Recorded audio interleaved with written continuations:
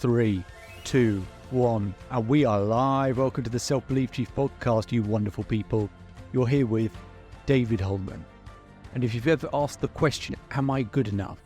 Whether it's in your relationships or your performance or your career or in terms of your health, whatever it might be, then you're in the right place. We're not here to hype you up. We're here to give you strategies and techniques to help you transform your life in those areas. Ones that I've shared with the highest performers, from Olympic athletes to business owners. So make sure to hit that subscribe button, share your favorite episodes, and remember, if you change today, today will change your life. Today's quote is, don't take things personally. What people have to say is more of a reflection of them than it is of you. Author unknown. And that's a good segue into today's podcast. And let's get into a summary, shall we? So what you're about to hear is a conversation between a client and myself who's worrying about the fact that they take things personally and the effect it has on them. And they identify as someone who takes things personally. What I want to do is show him how to create an identity shift so that he believes he's someone, or over time will start to believe he's someone that doesn't take things too personally and that affects him too much. The first part is you're going to hear me talking about actually what is it he does want, because it tells me what he doesn't want. How does he want to feel? And we're going to go through a little battle trying to work that out. And then the next part is actually creating a rule that makes it easier for him not to take things personally and to feel how he wants to feel. Let's get into the episode, shall we? So I do take things personally, so a lot of the time. I understand. I think a lot of us do. And so when we talk about the focus, you told me exactly how you don't want to feel. I don't want it to escalate. I don't want it to get to this point. So how do you want to feel? What do you want to replace it with? Because I know how you don't want to feel. You don't want it to escalate. Okay. How do you want to feel? What do you want to be feeling instead in that moment? I don't really know. I've never had this. It's just gone mad. It's never gone that way. Does that make sense? It's never. So the reason I asked that question is because if we don't know the bullseye in terms of how we want to feel instead, in terms of what to focus on instead, what would we rather, then actually we don't have another option to go to. We've got a clear picture of what we don't want. But it's like saying, don't think of an elephant. You've got to think of an elephant all the time. Yeah. So, and most people I ask that question to, they don't have an answer to that. So have a think about, actually, you know what? It'd be great if I was thinking or focusing on this in that moment. It'd be great if I felt this. And then based on that, we can design a question or a rule that gets us there.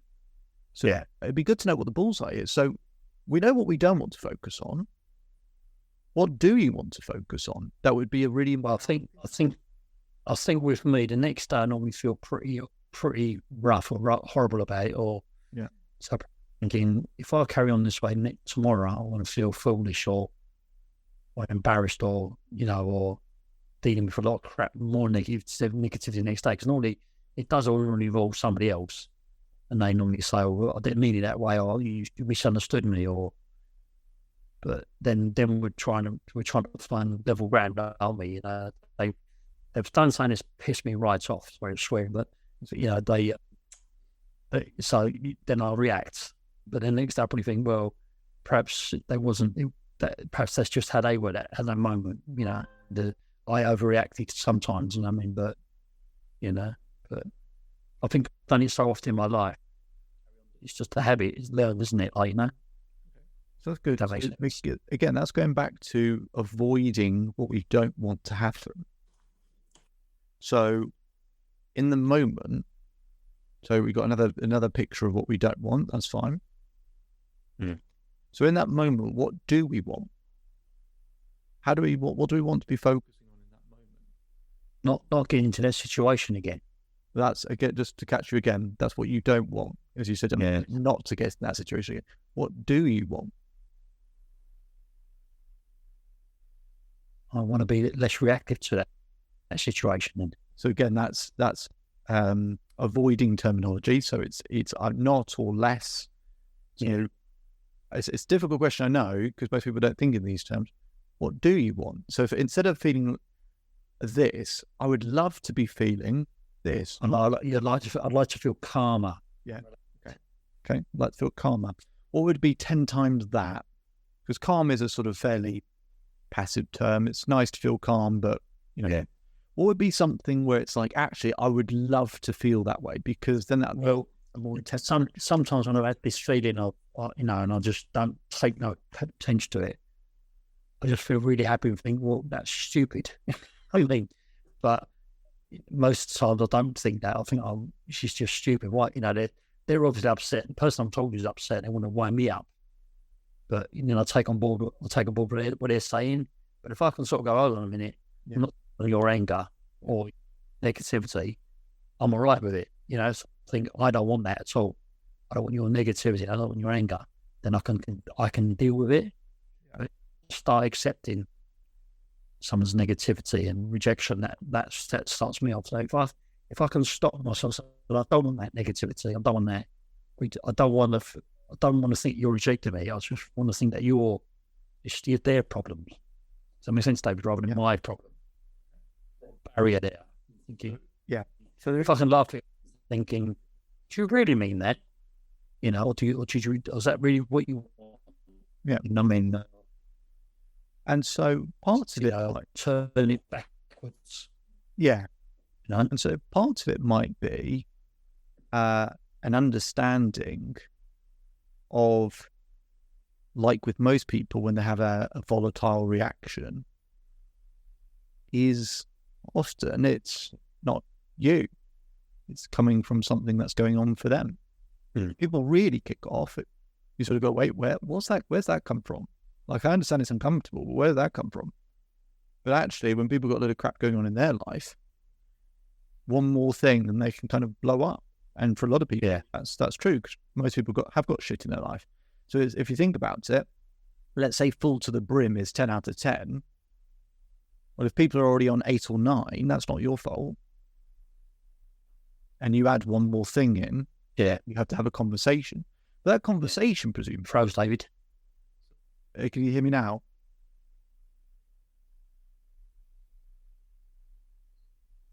I even watched the program. Don't even see it about Ian Wright. Did you see the one about Ian Wright? I've seen him previously. Yeah. And he was quite aggressive on the football pitch, and I thought, well, that makes a lot of sense to me, because you might say things up to you get to the game. You're not going to let people win. You're not going to let people have the ball. You're not going to, you're going to tackle hard. You know what I mean, David? You're thinking you are quite aggressive in football.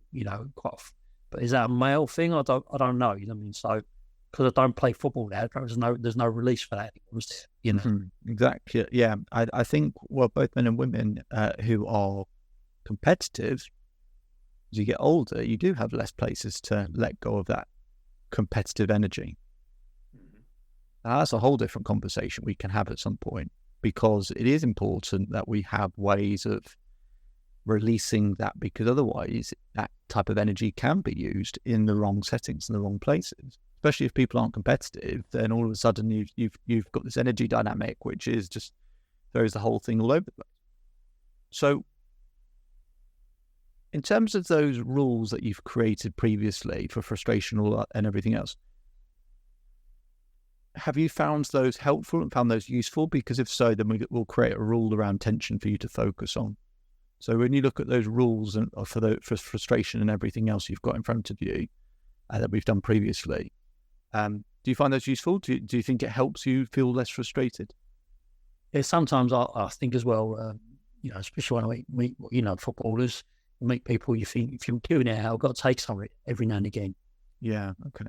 I've got to take, if you give it out as a friend or joking with somebody, you can't always take things personally. You just think, well, I've got to take it as well as give it. Does that make sense, David? Like, which people do on the football field. Oh, well, that was a terrible, but they're only trying to vent what they're seeing. Then you made a horrible shot or a bad save or bowling. You know what I mean? So you've got to think. They've got every right to criticise you as you've just criticised them half an hour before, are not passing you properly. So if I think of that, I think everyone's got the right to do what they want to do. too bad, but freedom of speech, isn't it? if I expect some people, like, on the pitch, someone just shouts someone all the time, and you think, well, that's coming, that's like him all the time. And someone who doesn't shout, and then says something to you, you think, well, that's quite, that's not the norm, or, that's a person normally quite quiet, but when they're being vocal, that actually triggers off, doesn't it? It triggers me. And so that tells us something then. So for us to avoid, consistently expecting others to agree with us, or avoid consistently expecting others not to, get upset by things we might say or do, or that avoid consistently expecting people to,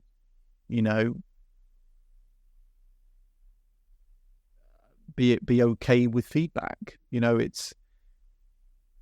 We all, presumably, the reason you have these conversations, which I'm sort of surprised hasn't been mentioned or said, is you're there to help them. Mm-hmm. The difficult conversations that presumably a lot of the time you don't want to have. And yet you're having these conversations to help. As long as you do it with respect and everything else, and not rude to people, you're doing it to help them. That's a good thing. No one can complain with that. And I'm sure for a lot of people who've had that volatile reaction, a day or two goes by and they go, actually, or maybe longer, and they go, you know what? Yeah, I needed to hear that. Actually, that's going to stand them in good stead for the next 5 years, 10 years, rather than having people who aren't willing to tell them those, actually, we need to improve on this, we need to change this, we need to step this up. Otherwise, they just carry on and they don't grow in life. Feedback feels like a curse a lot of the time, but it's a gift and a curse. And so being able to reinforce that idea of, well, actually, okay, maybe in the short term this is uncomfortable, but it far outweighs the long-term benefits. The long-term benefits far outweigh the short-term pain. Yeah. And we always do more to avoid pleasure than avoid pain than get pleasure. But actually, if we had this concept or idea that actually there's a tremendous amount of benefit that's going to be for me and for them long-term by having to have this dialogue and not expecting it to be okay short-term, but I feel confident that it'll be good long-term. And that can't be a bad thing as long as all of it's done with respect. So what do you need to avoid consistently doing or expecting from others in order to feel less tense, in order to not get upset with people sort of feedback on your feedback? Yeah. What do you need to avoid? Feel not to be judged sometimes. You think, why are they judging me for? What's their problem with me? So, if I'm not feeling judged, I don't take things personally. I think, well, what is that person criticizing, or what is that person judging me so harshly about things? I'm probably trying to bolster their own self-image, or whatever it is, or trying to, because I do identify as an alpha male, so I think people just attack alpha males because they want to be the alpha male, right? So I do identify as that, my job and what I do and all that, but which is not always right. So I'm not a person who likes when I put crap anyway. So and the job I do, and me and my family, I just think I'm the leader of the family, but that doesn't always be the case, does it? Sure. Step back and let other people have the reins, haven't you? So we should have come to age learning that, isn't it? Thinking, well, that's their choice, isn't it? Yeah. Yeah. So good. Okay. So in terms of actually, we just get our head around the idea of actually, sometimes in life we do get judged by people, but not expecting that it should be any other way. That's part of life. Just in the way that you're judging other people, or I use the word judge, so I'll use that word, that we have to judge and assess how people are doing or what people are doing.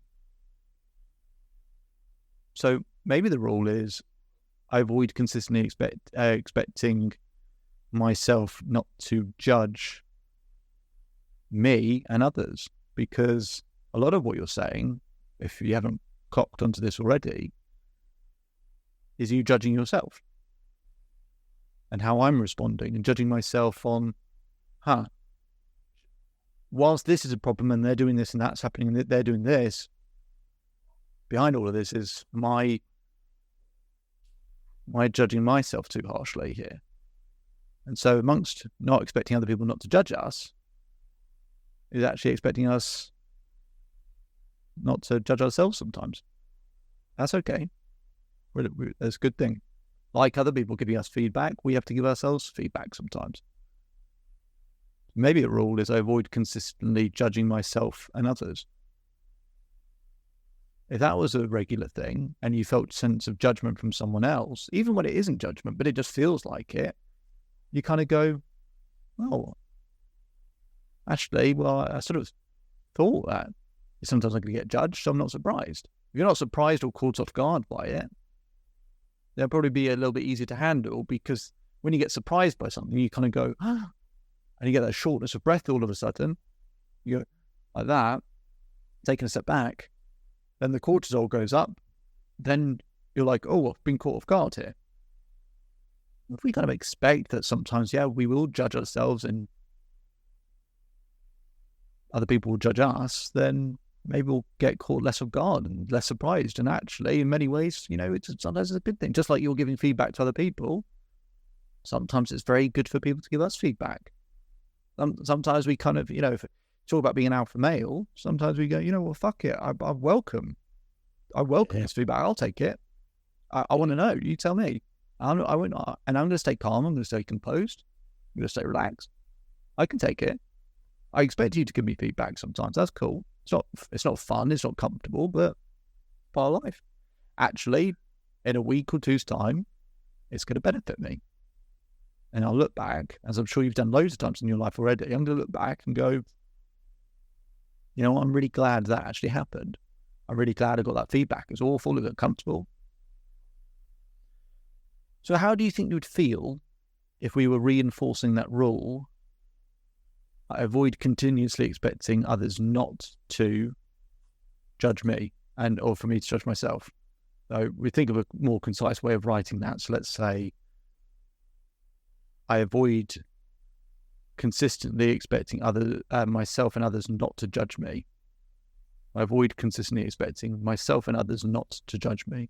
If we kept reinforcing that, how do you think that would start to change things for you, or not? Maybe you think it wouldn't change things, but I do think that would start to change things if we went, I avoid consistently expecting myself and others not to judge me. You have better words than that. Again, then I wouldn't see it as a problem. So I wouldn't be analysing it. I think it's when I start over-analysing things. That's when I start getting tense. Then I get one answer from the monkey, and then I think, oh, that's the answer. It might not be the right answer, but I get more tense. And then I tell another question and get more tense, because you think, they don't know me, or they're trying to have a go at you, or they're trying to embarrass you in front of people, so it starts to escalate to different questions and answers to myself, So rules like this can be good for things where, it's when it just says the questions and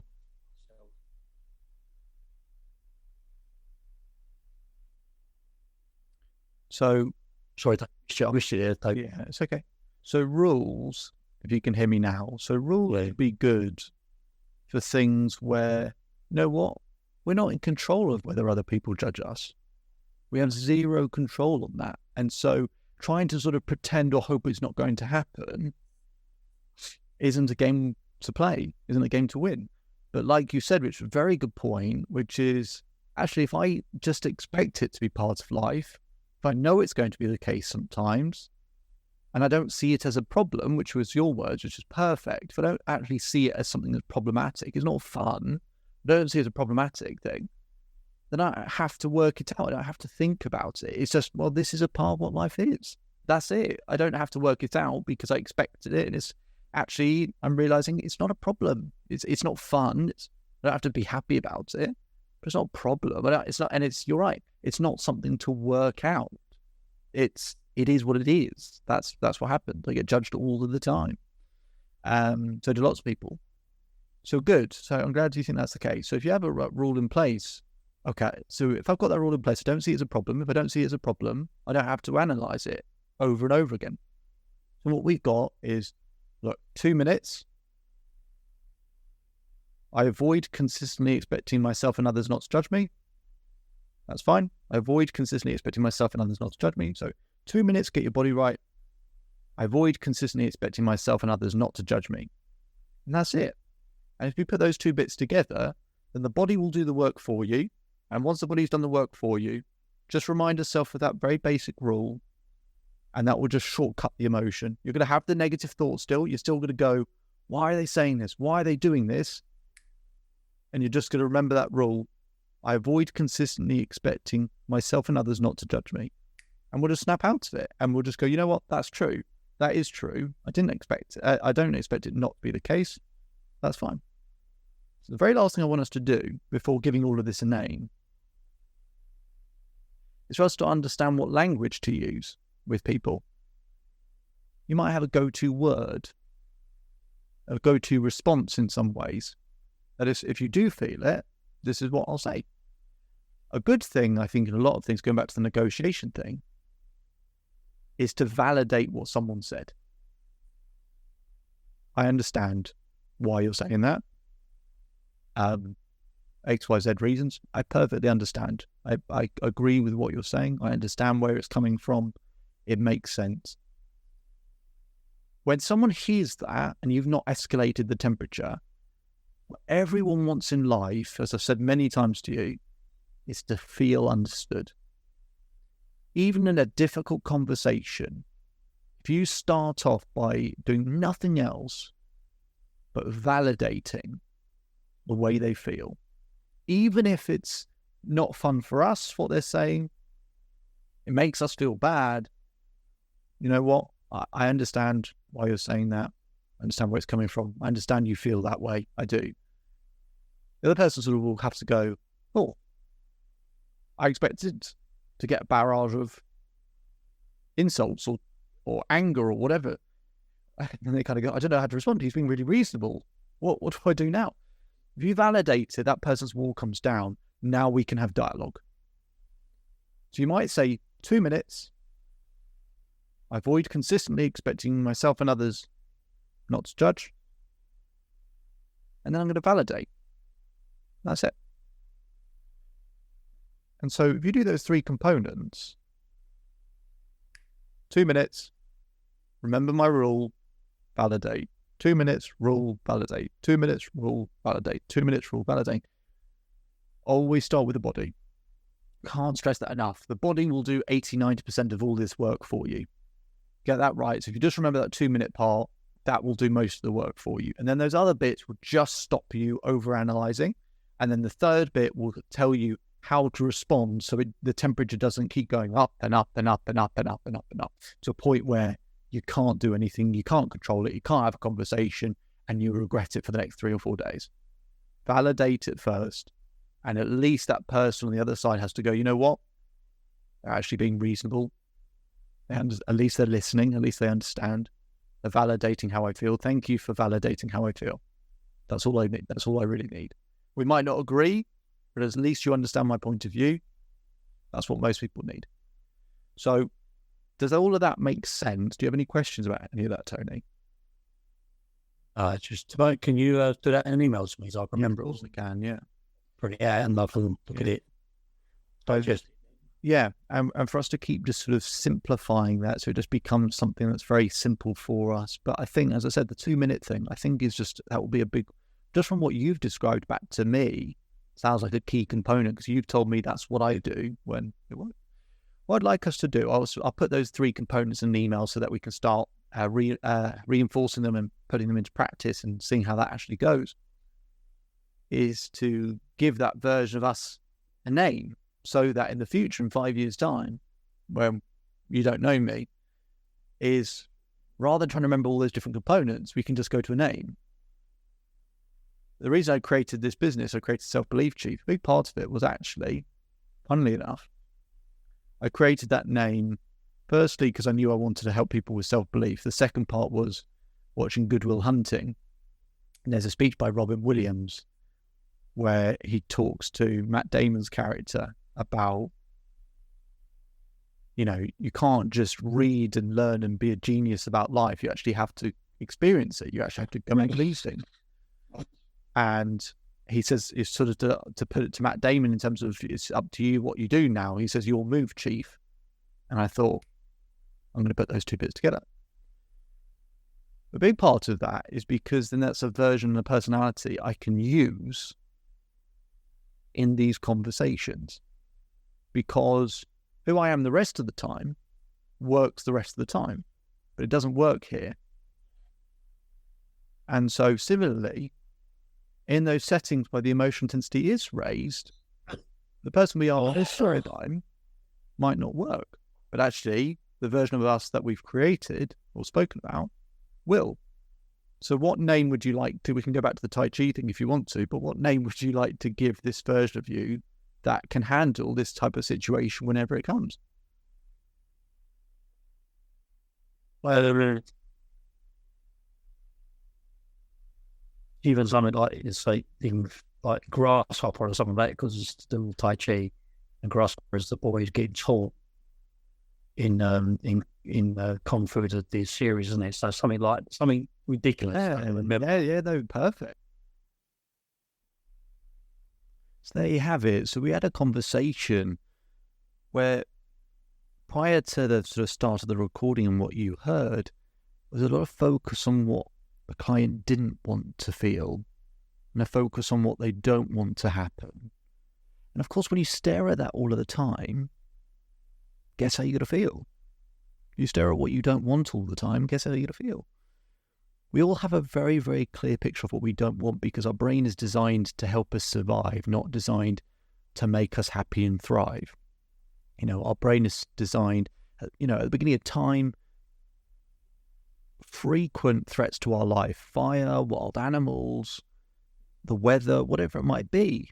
So our brain had to be designed to help us to survive, not to make us happy. So we've got a 2 million-year-old brain, and it's one that you can't work against, you've got to work with. It's like nature. You can't beat nature. You have to work with nature.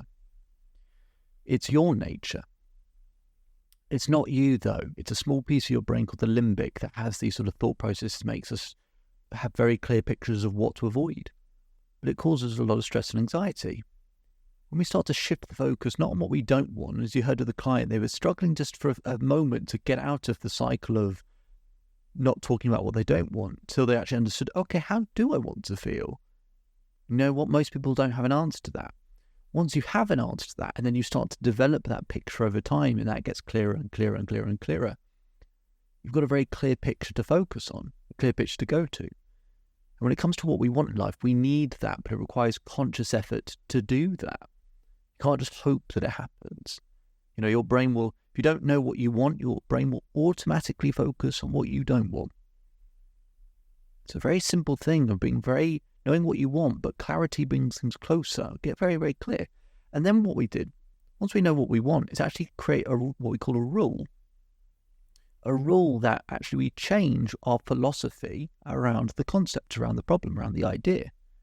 Because most people have rules that are very basic and very simple. Most people's rules for something like sadness would be, when something doesn't go my way, well, that happens 10 times a day. So no wonder you feel sad. So we change the rule to something that makes it a lot more difficult to feel sad, or in this case, not feeling so anxious or taking things so personally, not feeling quite as, anxious and stressed. You might have your own version of that, whatever that negative emotion is. So we create a different rule. Good rules are ones where we just sort of compound it, where this has to happen and this, but also that we, might occasionally feel that, but we don't continuously expect it. So a good way to write a rule to sort of get rid of a negative emotion would be something like the following. I'll give myself an example with frustration. I used to get frustrated a lot. And you know what? Sometimes I still will. But it gets less so over time. It's because my old rule for frustration was when someone didn't do something the way I would have done it. Well, that happens all of the time. So I was getting frustrated all of the time. So I had to change that rule. Now the rule for me is I avoid consistently expecting myself and others to be perfect. Because a lot of the time with frustration, it's actually me judging myself or us judging ourselves. But now I avoid consistently expecting myself and others to be perfect. Okay. And then we've got to keep reinforcing that rule. Can't just say it once. You've got to keep reinforcing that rule until it's something we identify with. Good. Just use self-belief as a concept. I didn't always have self-belief. And you don't ever really have self-belief until you identify as someone who has self-belief. Because you might be able to be confident or have belief in a specific moment, but until you identify as someone that has that thing, you haven't really changed. And that's what goes back to creating an identity, creating a name. And in this case, we had the grasshopper, which I thought was brilliant. And it allows us to go, you know what, the grasshopper, what does the grasshopper do? Avoids consistently expecting da-da-da-da-da. And in this case, we came up with a rule. So create those rules to remove those negative blocks or negative emotions so that you don't expect it to be different. You don't have the expectation that it should be different, especially when you don't have control of it. Then actually it's like, well, when it happens, I didn't expect it to be perfect all of the time. So actually it starts to become a bit easier. And if we don't have the intense reaction every time, imagine how that changes our life. My name is David Holman. If you change today, today will change your life. So enjoy the rest of your day. Enjoy the rest of your life. And I'll speak to you very soon. Just one more thing before you go. So I hope you're enjoying the daily episodes. We put in a lot of work to keep providing content because to create permanent change needs consistency. To get that consistency, we want to make sure we keep providing you value on a daily basis. But to keep up with that pace, could we ask for one very small favour? If you could take the time to leave a 5-star rating either on Apple Podcasts or Spotify. We'll put a link in the description for you to be able to do so. That really, really helps us out and helps us to keep providing content as frequently as we do. And we'll do one more thing to provide some extra value. If you take a screenshot of your rating or review and send it to selfbeliefchief@gmail.com or DM us on Instagram, I will provide you with a free coaching session with myself. Okay, so it'd be fantastic if you could leave that 5-star rating so we can keep providing content. Just simply click on the link in the description. It'll take you 20 seconds. And if you want to go one step further, take a screenshot of that rating and review, send it to selfbeliefchief@gmail.com or DM us on Instagram and we'll arrange a free coaching session for you. Hope you enjoy the rest of your day and see you on the next episode.